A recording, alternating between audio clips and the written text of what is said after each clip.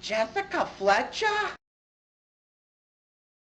Startled, Jessica dropped the pen on the hotel register. Please, I would expect someone in your profession to have a bit more discretion. You're the famous murder mystery writer, aren't you? I can't deny that, but I am here for my avocation, not my vocation.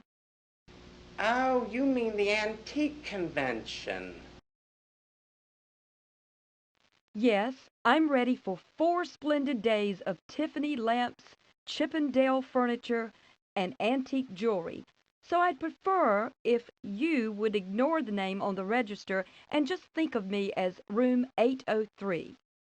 The clerk nodded dumbly as Jessica took her key and slipped into the elevator. As the doors shut her off from the lobby, she heard his scream once more. Do you know who that was? Jessica Fletcher! Jessica was lying in bed, half awakened by the morning sun, when she heard the voices outside her room. She was already at the door when the knock came. She opened it to reveal the desk clerk. Mrs. Fletcher? I hate to bother you, but, well, there's been an accident. Actually, it could be a murder. I mean, could you look in room 807? We really need your help. Jessica looked up from the body on the carpet. The police have already been here. What can I do for you? The answer came from a man wearing a white carnation in the lapel of his pinstriped jacket. The police spent all evening and solved nothing. It's a great pleasure to meet you, Mrs. Fletcher. My name is Jonathan Wadsworth, and I'm the director of this antique convention. Believe me, I feel as distressed about this death as anyone else, but I can't let it interfere with the business of the weekend. I have invested a great deal of money in preparing this convention, and these rumors that are spreading about a murderer at large may scare off all of our buyers. Then let's get down to cases. Who was this man?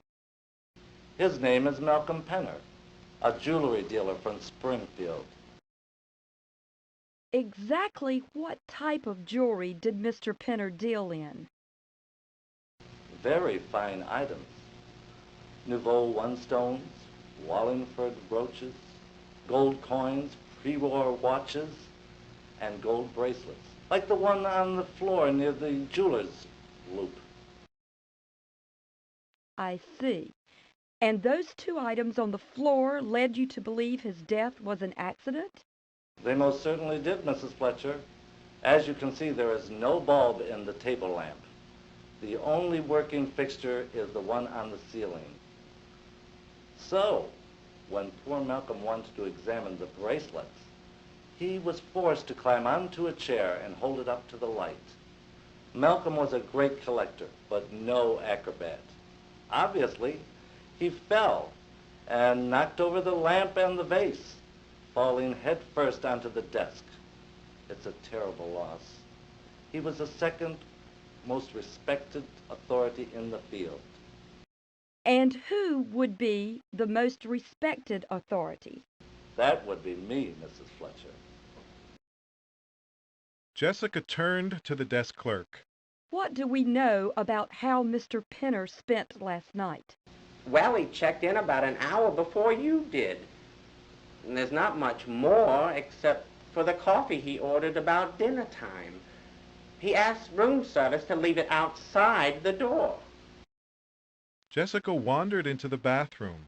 She felt the inside of the bathtub and noted that it was bone dry. She then went to the sink, which was a little moist, and glanced at the bar of hotel soap. It was unused and still neatly wrapped. Jessica returned to the room. So the last person Mr. Penner spoke to Would probably have been me. My name is Naomi Penner. That's right, Mrs. Fletcher. I am Mrs. Malcolm Penner, currently estranged and soon to be divorced, but I guess all that's moot now. And you say that you visited Mr. Penner last night? I called his room last night, hoping to have dinner with him, but he said he wanted to be alone. And when I called again later in the night, there was no answer, so I guess he was just destined to spend his last evening alone. If you don't mind, Mrs. Penner, would you tell me if you felt your marriage was unsalvageable? Actually, Mrs. Fletcher, I thought it might still have a chance. Malcolm might have thought so too, but he was too preoccupied with this darn convention to see me last night. I'm sorry, Mrs. Penner. I can't change what has happened, but perhaps I can find the guilty party. Jessica pointed to the desk clerk. Have you or anyone who is not in the room stepped into the area where the body fell? No. The maid who found the body didn't go near it, and the police, well, they roped it off as soon as they arrived. Seems strange, doesn't it? Jessica scanned the faces of the people in the room for any reaction. What? What's strange? A dealer on an important sales trip with only one sample? Maybe he was just buying. No, I don't think so. I think he had many valuable things to sell. Things that one of you felt were worth enough to kill him for. One of us? Yes, someone came up to this room last night to have coffee with Mr. Penner. I can only speculate on what happened next, but I now know how it all ended. Jessica Fletcher turned to the policeman guarding the room. Officer, arrest this person for murder. How did Jessica Fletcher know that Mr. Penner had not been alone? How did Jessica know which suspect had been near the body? The answers to these two questions are both contained in the puzzle picture. After you have put the puzzle together, look it over carefully and reread the story before you decide on your answers.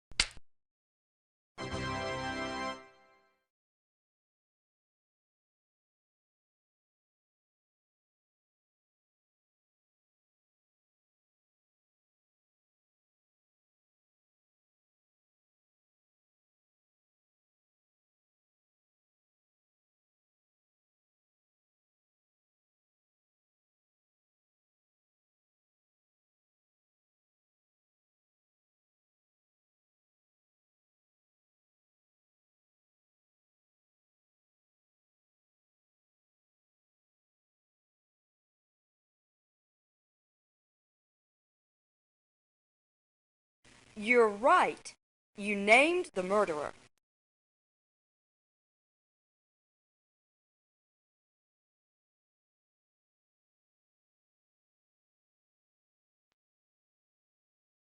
The murderer was Mr. Jonathan Wadsworth. I mistrusted him from the moment I first saw him. He has tons of charm, but not 1 ounce of sincerity. But my appraisal of a man's personality is not, of course, hard evidence. What is hard evidence can be found on the tray. Only 1 cup and saucer had apparently been used, but both sugar and diet sweetener packages had been opened, so obviously 2 people had coffee here last night. The other cup was rinsed in the sink and replaced to appear unused, complete with carefully folded napkin. My feeling is that the murderer came here to view Penner's collection of fine jewelry, not just the bracelet you see here, but his entire collection. They argued over prices and reached an impasse. Mr. Penner didn't want to sell. In fact, he probably asked Mr. Wadsworth to get out. Their argument escalated into a physical fight, and at some point during the fight, Penner's head struck the desk, overturning the lamp and vase.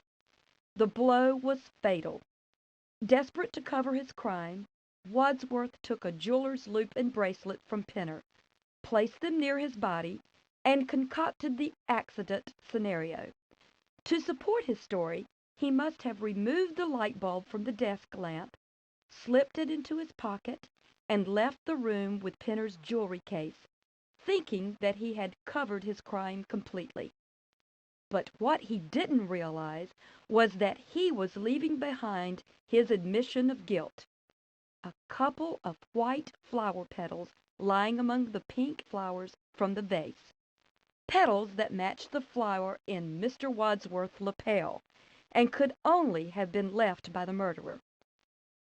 So now you can continue with your weekend. As for me, I've had enough. I think I'll cut this vacation short and go straight home to my study, where murder is just a 6-letter word.